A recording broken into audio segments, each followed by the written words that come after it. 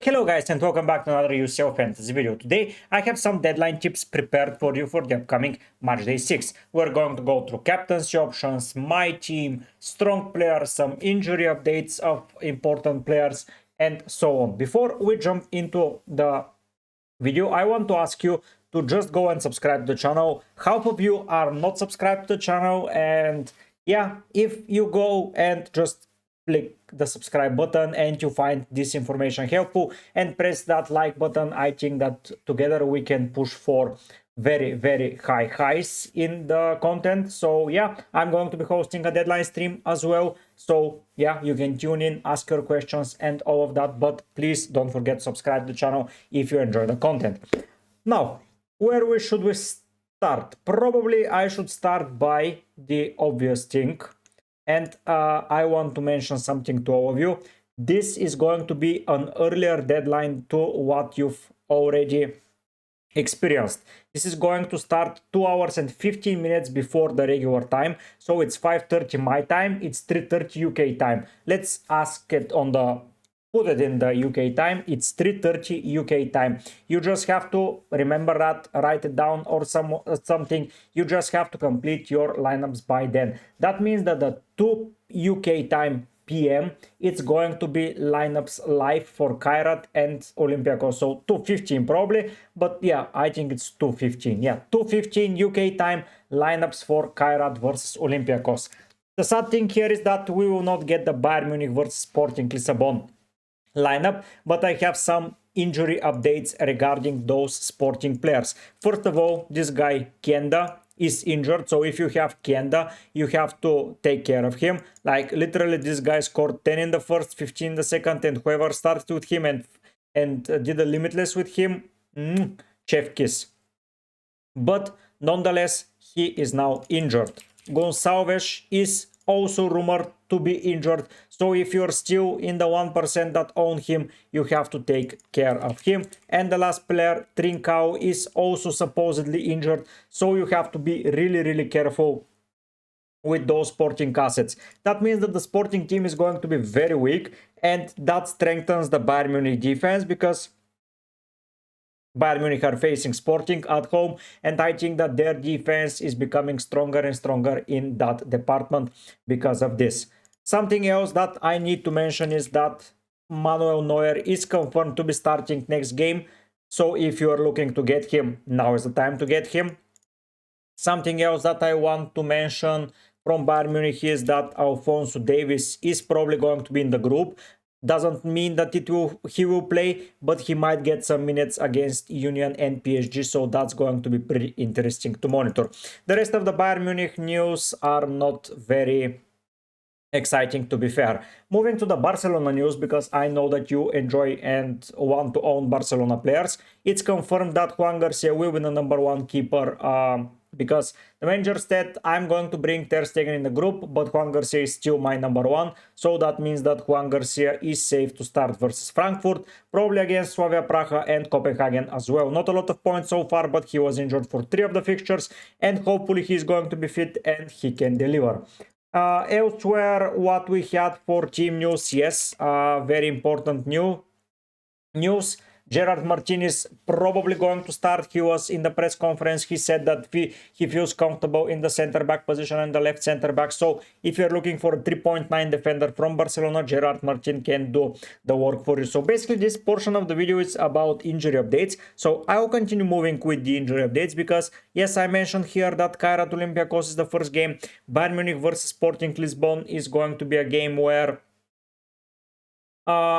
we were hopeful to get the lineups, but sadly we won't be able to. And here, Bodo Glimt versus Manchester City. Just so you know, in Matchday 7, that's very far away in the future. Not very far away. Oh, they're playing 2 weeks in a row. That's fucking beautiful. But yeah, here Bodo and Man City was going to be amazing to get the Man City lineup. But again, Kairat is playing earlier than expected. Nonetheless, Kairat Olympiacos, don't forget, at 3:30 UK time is the deadline this week. Now, continuing with the injury updates from the teams that we know the information from. Liverpool. Salah is not going to be playing, so if you have Mohamed Salah in your team, you can take him out. After his performance against Atletico Madrid, it has been awful, so don't put him in the squad. Chiesa is not going to be playing as well. He's sick, so don't count on him. And last but not least, Gakpo is injured as well, and he will be a couple of weeks out. So if you're looking to get Gakpo for the Inter game, don't do it. Dumfries here. There are a lot of reports that he's going to be trying to push for being in the group, but probably he's not going to start, so don't go and waste your money there. He still has plenty of fixtures to struggle. Liverpool, Arsenal and Borussia Dortmund hard fixtures, so be careful with those fixtures and don't take them into account. Nuno Mensch is reportedly going to be in the group as well, but he plays on the 10th, so we might not see the group before we complete the deadline. If you're on a wild card, I wouldn't risk him. If you are an owner, keep him. I think that you have the info. Chevalier here is also doubtful, but there are reports that he is going to be back fit for this game.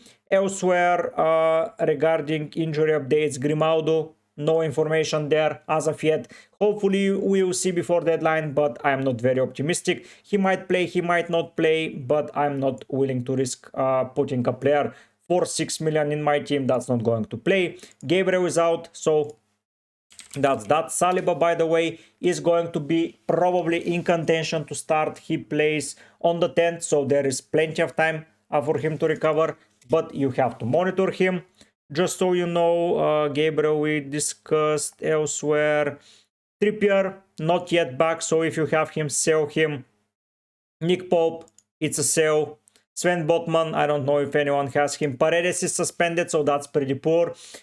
He's an interesting defender that if you're looking for Matchday 7, I think he's a nice one. He has a lot of ball recoveries here and there, like 10, 13, 9, 13, 10, a lot of ball recoveries left, right and center.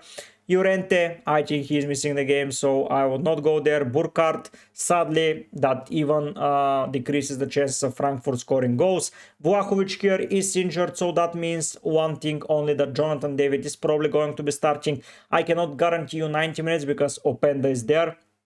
But with Vlahovic missing so many games, I think it's going to be interesting to take some risk with Jonathan David, especially if you're looking to target someone this week.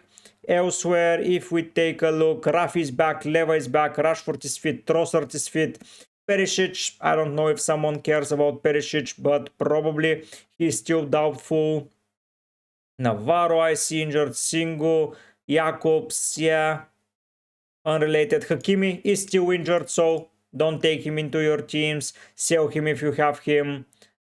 Restus is, by the looks of it, injured, so that decreases the strength of Olympiacos defense, but it's still against Kairat. Akanji is probably ill, so be careful with him.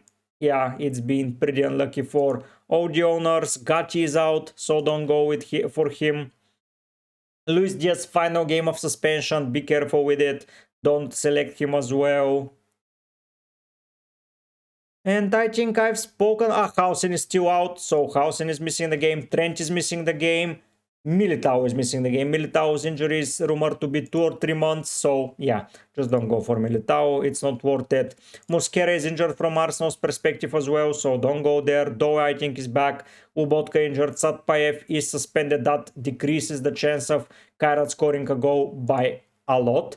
Like, this is their best guy out there. They've scored some goals here and there, I would have to say, but Satpayev was the main engine behind that, and with him missing the game, it's not worth it to select him. KDB is out, Zambo Anguissa is out. I think those are the main players that are out, that have scored some points and are interesting for you. So these are the players that are out. Speaking now about my team, I have probably nailed down 13 of the 15 players that I'm going to go for. Looking at the fixtures and what I can do. Now, I have to prepare on my wildcard the following structure. Strong Matchday 6, Strong Matchday 7, and 11 players for Matchday 8. Now, we're going to go through every position and showcase to you what I think about it and how I see going forward the team. So Juan Garcia, we start with Frankfurt, Slavia Praha and Copenhagen. Even if I have one keeper, I think I'm fine. The good thing is that Luis Jr. is facing Copenhagen as well and Ajax at home, and then he faces Leverkusen. So I think that I have a perfect rotation combo for match day 6 and 7. 3 home fixtures and 1 away to Slavia Praha, so it's basically not that difficult. And then I have a home fixture against Copenhagen in the final day if I play Juan Garcia. And I think it's going to be Juan Garcia all the way. That's beautiful. Moving next up to my defensive line. There is a chance Bayern Munich and PSG to go through before the last game. That's okay, but we will know the lineups. I don't think that Pacho is going to be replaced. I can see it happening, but probably it won't happen. Upamecano is also questionable, but what I want from him, 6 and 7 for them to capitalize on the victory. So they have 1, 2, 3, 4 victories and 1 loss. So they need, from what company said, 5 wins and 1 draw. So they're going to be pushing for 2 victories here to bring them to 18 points. And then probably 18 would be enough for them to finish in the top spot. Top 8 spot. But still I can see them lining up strong team against PSV. The same can be added about Pacho. 2 away fixtures. It's not that easy. But they have 1, 2, 3, 4 victories and 1 loss. And they're in the same boat. If they win these 2 comfortably, I'm delighted. I've had Pacho play twice and I will see if he starts or not the last game. So these 2 defenders are strong contenders to keep it in the team. The rest of the teams will play up until the end for something. I just don't see a reason for them to stop playing and for them to save their teams. That means that Buongiorno, for example, is facing Benfica away, Copenhagen away and Chelsea at home. I like to play him against Benfica and Copenhagen. That's plenty of enough because Pacho or Upamecano are going to start and I can play them there. The other defender is Kalulu and I get him against Pafos and Benfica. I know that I'm targeting Benfica, but after I've seen them play, I don't think they're pushing for a lot of goals. Even if they score, I don't think it's that good for Benfica to keep going forward because I watched them play. Who did they play against in match day 5? Against Ajax. They were dominating Ajax, but they had like no chances to score more goals. Like they barely scored the 2. Sorry about that. So even if they score, it's going to be 1 or 2. And that's plenty of enough for defenders with defcons, oh my god, that FPL terminology, with ball recoveries to come back, especially with a goal threat. It's a minor goal threat, but we haven't. The final option here is Rodinei, and for me Rodinei makes a lot of sense for several reasons. Kairat away, knowing that he starts. Leverkusen at home for the first day, so I don't care if they concede, I'm just going to take him out. And Ajax away. Ajax are the worst team in the Champions League by far in my opinion this year, and I am safe to add Rodinei in the lineup. I'm happy with that defense. Of course, if someone doesn't start on the last day, I can immediately bring in someone from teams that start. For example, there is going to be a Man City versus Galatasaray. I will know their defenders. Liverpool versus Karabakh. I will know their defenders. Arsenal versus Kairat. I will know their defenders. And so on and so on. I will have some amazing fixtures where I know the lineups. I can see now the appeal why a lot of people were pushing for Limitless in match day 8. There is going to be a lot of potential here, like Atleti with Alvarez is a great position, Mbappe here, then you go to Haaland, then you go to probably Virgil, then you see Yamal and Rafi being in the team, then you see like someone like Van de Ven here, then you go for probably Kvaratskhelia, Arsenal you see who is playing, you see from Juve, you see from Atalanta, you see from Bayern Munich who starts. I see a lot of upside. The thing is, with that draft, I think I've got plenty of it covered. Like, probably I'm not going to get Alvarez or Virgil might appear in my team if I save some money. Like if Kane is not playing, I sell Kane to Alvarez, and then I get Virgil in the midfield in defense, and I am sorted. So there is plenty of opportunity there. But my team in 6 and 7, the thing is that it's solid. Benfica, Copenhagen. I'm targeting Copenhagen highly. Keeper here, a defender here. Like every week I have someone facing Copenhagen. Pacho in 6 and 7, Atletico Sporting, it works fine. Pafus Benfica for Kalulu, and Tupamecano with Sporting in Union at home. I think I'm sorted there. Now the defense is perfect, and most of it is the same for my midfield. You can see that they are a little bit switched, but Kenanioudis plays for Juve. 2 good fixtures, I can play him in the third. Vitinha, 2 good fixtures, I can play him in the third. And Tulise, 2 good fixtures, I can play him in the third. Now we enter the Barcelona territory. Where is Yamal? Perfectly fine to play here. They will need some victories because they lost here, they drew here, and they lost here. So they have 3, 6, 7 points. They need 3 victories to reach 16 points. So with 3 victories, they're going to be with less points compared to Bayern and PSG with a win and a draw. So that's territory where they need to win. So a double up from Barcelona is more than obvious in my opinion. Up front, I'm going with the big hitters. Manchester City are at the moment with 3, 4, 7, 10, with 10 points. In order to reach 18 points, they need to win all 3. They face against Real Madrid away. So whatever happens here, even if they win, they would still need to win the other 2 fixtures to be sure that they are entering the final stages. Real Madrid are similar. They have 12 points, like they lost to Liverpool. Everything else is a victory. So 15, but if they lost to City, now they need to win the next 2 in order to be in the top 8 contention. So I think that both Haaland and Mbappe have their upside. Of course, if Mbappe and Real Madrid to win, that means that Real Madrid will probably finish around 21 points, 19, 21 points, something like that. So Mbappe might be rested in the last game, but I'm hopeful that City wins at Bernabeu in a high-scoring game, because both of them will be scoring. Their defenses are shambolic. Like Real Madrid cannot keep a clean sheet to save their life at the moment, and City are also very much susceptible to conceding goals. So I think that there is a very, very big fight here for scoring goals. And of course, Harry Kane, I think that in Matchday 8 he might not play, which is perfectly fine to go for Julian Alvarez and to fund someone else in defense, to have a stronger defense, and to finalize the season and the group stage with a very strong performance. Of course, that is injuries limited, but I think this is a good place to go and to start.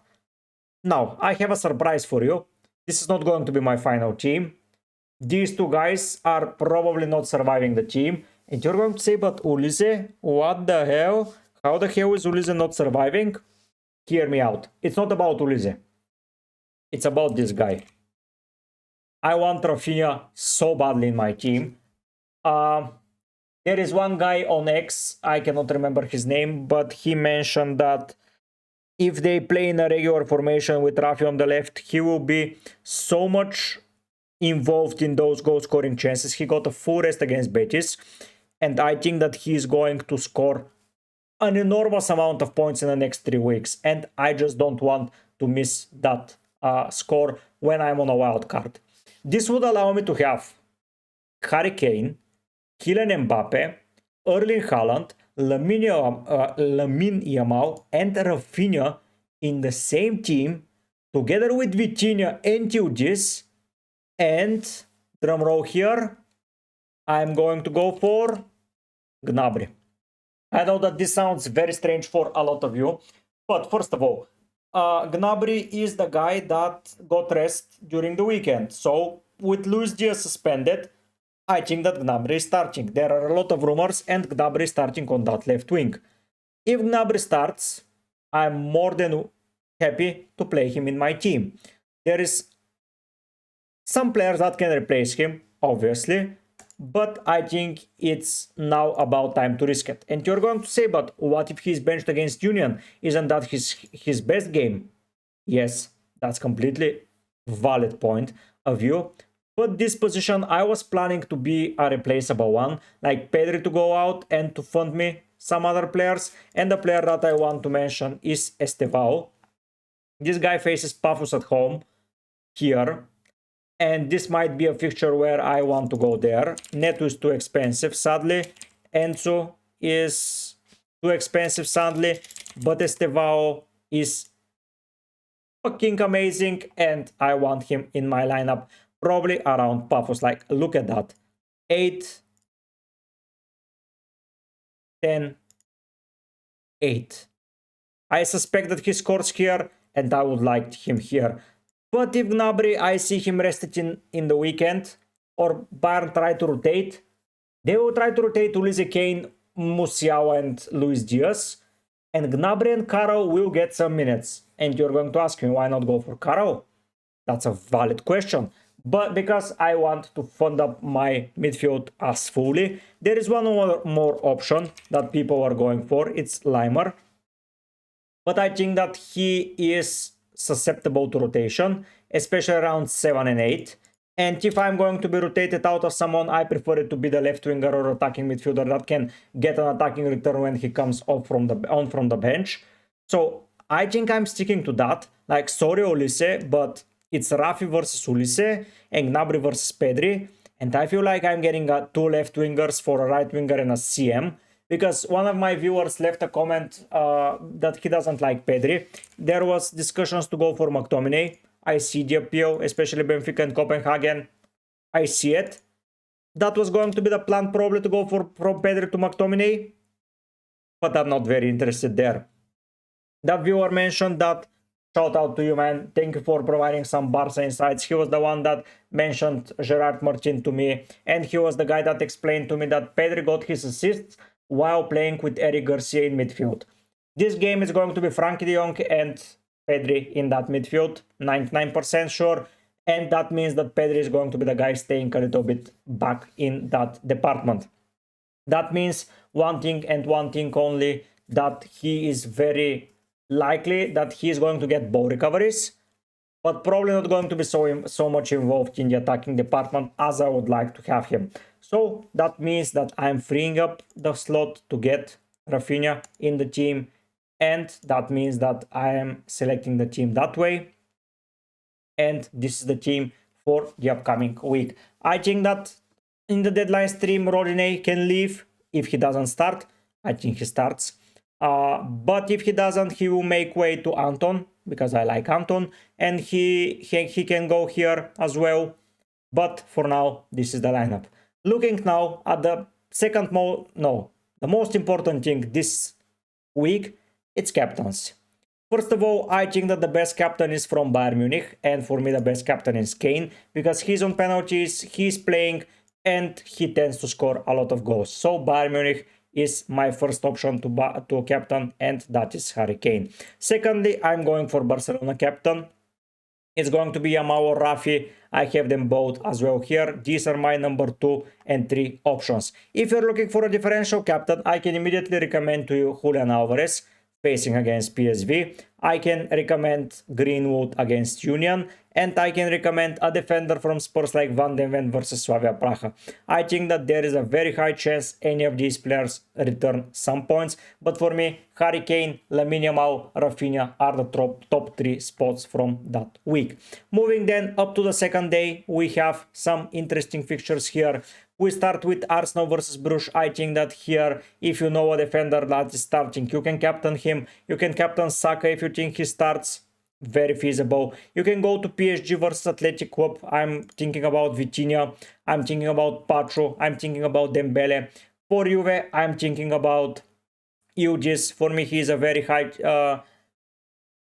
highly renowned player here, and Haaland and Mbappe are always option. So my favorite options for day 2 are Haaland in first place for me, Eugis in second place, Mbappe in third place, and probably Saka, Vitinha in fourth and fifth places. Dembele is also there, but I would like the Neones and the penalty takers from these teams. This is going to be the end of the deadline tips video, guys. If you want to get some advice for your team specifically, you can leave a comment down in the description. I will help you. You can join the stream and ask me a question. I will help you. You can do whatever you want with the information. You can take it, you can just disregard it, but I think it's going to be very, very helpful. Come live on the stream and say hi, and to see what we can cook with your drafts and with your budget. I can give you a proper replacement to a lot of players if you don't have the required money like I do, because I think I have a pretty high budget. If I can afford Kane, Mbappe, Yamal, Rafinha with Vitinha and Haaland in the team, like what the hell, I didn't think that this was going to be possible, but probably I got a little bit lucky here and there, and I was able to gain some money for my team. Thank you once again so much for watching. Once again, don't forget to subscribe to the channel. We're pushing for that 10k. We are enormously very far away from it, but I think if half of the half that are not subscribed go and subscribe, we are going to start reaching those targets like it's nothing. Let's push together, guys. I'm setting it up for up until the end of 2026. We have UCL, we have World Cup, we have FPL, so it's going to be a hell of a content creation run, but I really do believe that step by step we're going to reach it together. Thanks so much for watching, guys. It means the world to me. But for now, guys, I'll be heading out and I'll be seeing you in the deadline stream. Bye.